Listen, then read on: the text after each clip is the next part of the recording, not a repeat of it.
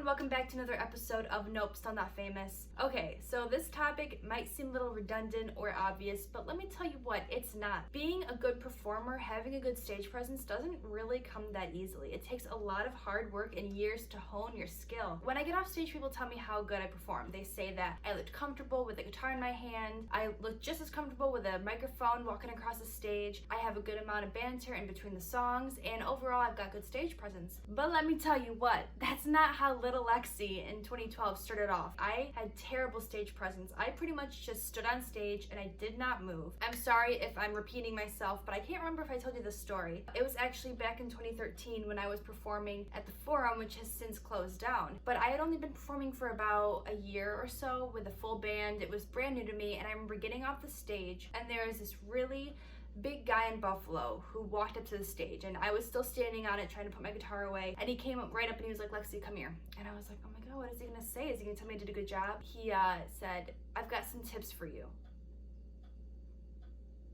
I was so offended, honestly. This band, I don't want to name drop them, but they were a pretty big deal in Buffalo. They actually had a huge following, mostly girls under the age of 18, but they were pretty good. I mean, I owned both of their CDs. So when he came up to me, I thought it was going to be really good news, and it wasn't. And eventually later on, he did give me those tips, a long paragraph in a text message, and I was so offended because not only do I not know you, I'm definitely 6 years younger than you, so I'm not as experienced, and I'm not even off the stage yet. I haven't even taken my guitar off of my body into the case. I thought I did a great job. I thought that I had done a good performance, and for you to immediately just tear me down, that sucked. But I did agree with a lot of what he was saying. I was not a good performer back then. I was still in high school. I didn't really know what I was doing. And yes, I want to be like Hayley Williams and Avril Lavigne and Taylor Swift, flitting across the stage, but it doesn't come easy, not even for me. And you look at me now as this outgoing person, you see me on live streams, you might see me in person, and you think, wow, she's really comfortable up there. It took a lot of years. Also, I guess people to notice that I was doing a poor job. So I'm just gonna give you some tips. I'm not going to go over again how important image is on stage, but just so you know, it's very important. Do not go up there in your Buffalo Bills jersey and your hoodie. Don't get out of work at Walmart and just go up on stage. You know, that's not how it's done. That's not how people want to be you or see you again. I'm always performing in heels and a short dress, or I color coordinate with my band. Again, it's very important. I've been in a lot of bands over the years, as you guys have seen in a plethora of videos, and because of all those interchanging members, I've realized that not everyone has the same level of stage presence as me. My very first guitarist, we were both very meek and quiet on stage when we first started the band in 2012. But you know what? We grew together, and you should have seen us at our peak. We were pretending to flirt with each other. We would go right up next to each other and like do some guitar solos. Like, we were good on stage. And because we felt good, we looked good, that came across as professional, and everyone else was really into it.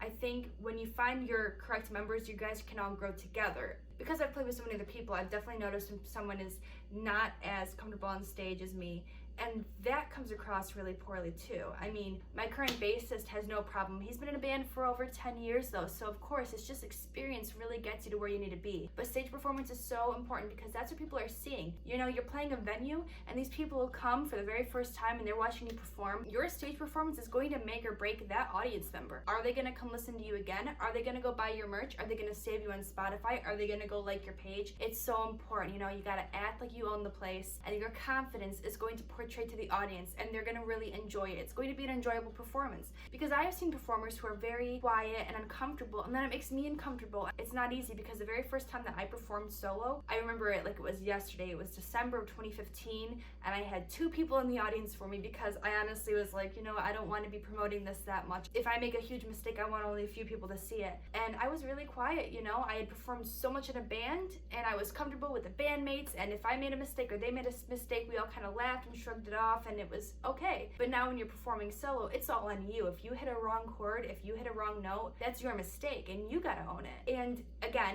it was a growing process, but from 2015 to 2020, I am so comfortable performing solo now. I'm not used to being idolized. This pedestal is way too high. Excuse me while I take this chance to leave.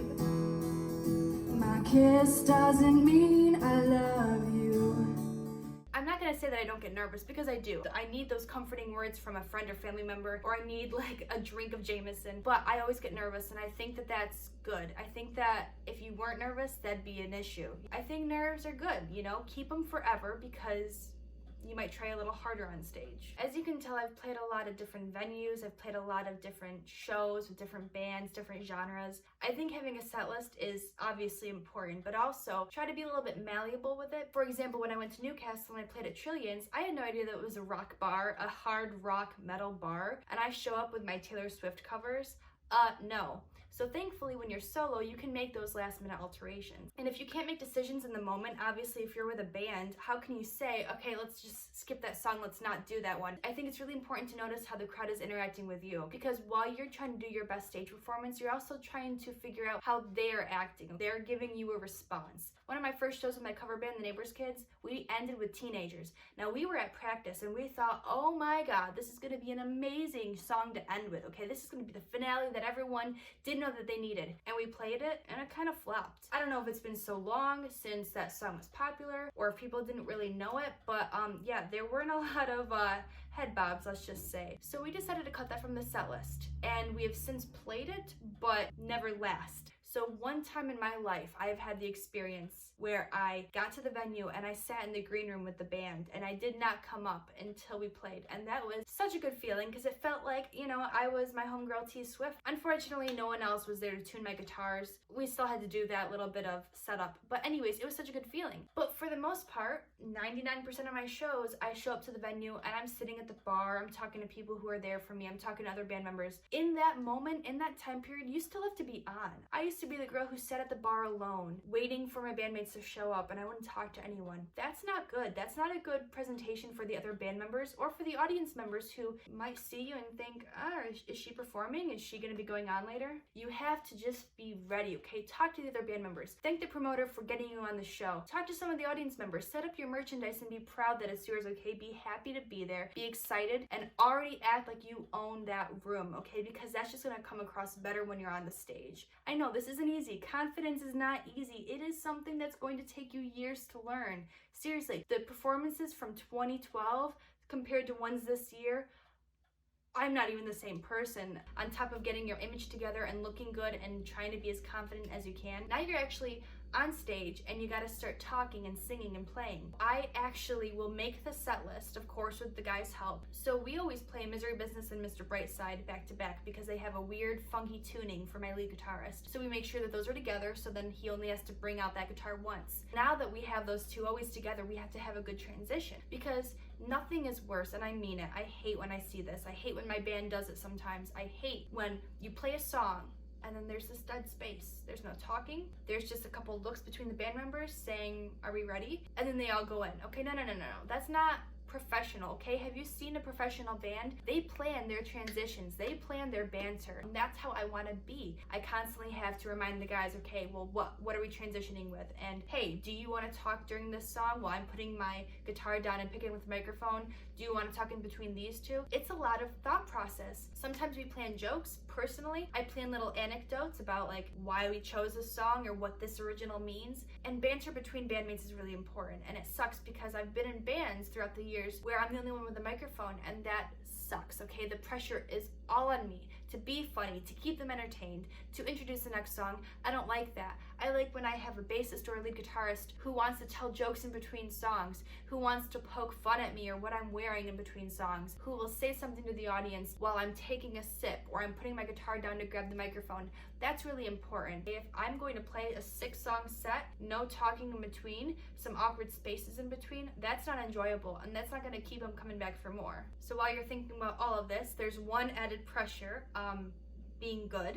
No matter how hot you look, if you don't sound good, it's not gonna matter, and people aren't going to follow you later on or even bother with you after that set. So the first thing I do when I go to a venue after setting up all the stuff in the corner or on stage if we're first, is I talk to the sound guy. I wanna know the sound guy. I wanna know his name. I want him to like me. I want him to be good to me. I want him to think I'm a really good client, and I want him to take care of me on stage, because I sing a little bit of everything. Low notes, high notes, you know, I belt and sometimes I sing quietly. Especially some of my originals on Fun While It Lasted are really low. So I had to tell the guy, okay, I'm starting off with a really low song, make sure my vocals are high. I would just be drowned out by all the other music. You have to talk to your sound guy, make sure the sound guy remembers you and likes you, because he's gonna be your best friend that night. And besides that, you just have to be good. You have to bring it. You can't act confident and look hot if you're gonna sound like poo. I will watch all the videos that I get, all the Snapchats, Instagram stories, the video that my mom takes, or the Facebook live stream. I will rewatch because I want to know what we messed up on, or what we could get a smoother transition in between. Being a lead singer is really hard too, because I always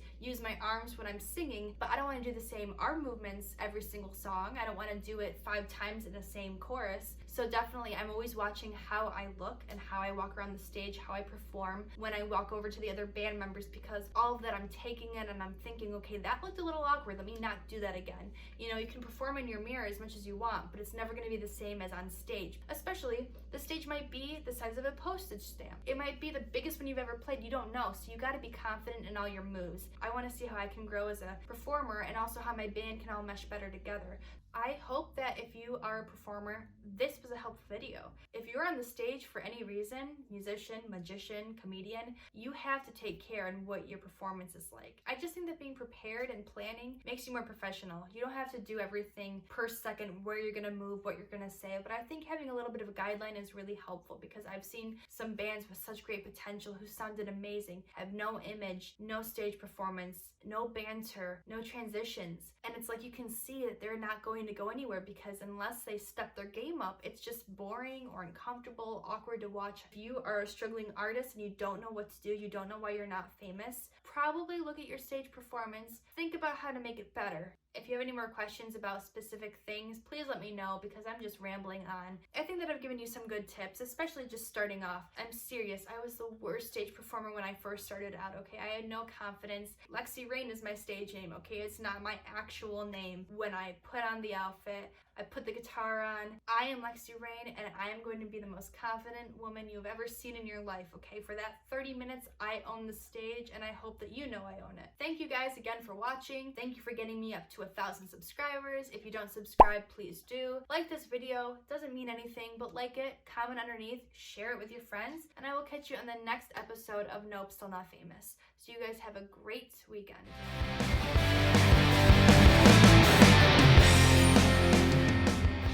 My phone's been silent for a week. No one's been calling to check up on me. I don't blame them, I've been hard.